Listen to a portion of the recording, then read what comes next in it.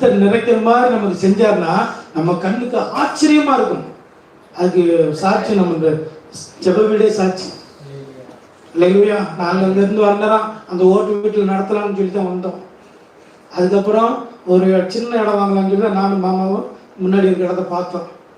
ஆனால் கர்த்தர் ஒரு பிளான் பண்ணி அந்த முன்னாடி இருக்கிற இடம் நம்ம வர்றதுக்கு முன்னாடியே ஒருத்தர் அட்வான்ஸ் கொடுத்து ஐயோ இந்த இடத்துல முனிப்பாய்ச்சல் இருக்குன்னு சொல்லிட்டு இந்த இடத்த விட்டுட்டு படி போயிருக்காரு. முன்னே நம்ம வர்றதுக்கு முன்னாடியே இது எல்லாம் யாருக்கு ஆயத்தம் பண்ணி வச்சிருக்காரு?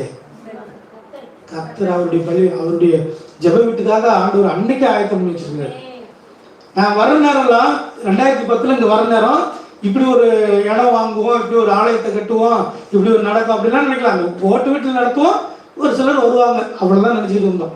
ஆனால் உன் நினைவுகள் வேற, என் நினைவுகள் வேறு சொல்லி ஆண்டவர் எப்படி செஞ்சிருக்காரு. கரங்களை தட்டி ஆண்டவர் மகிழ்ச்சி பட்டு எல்லாரும் உற்சாகமா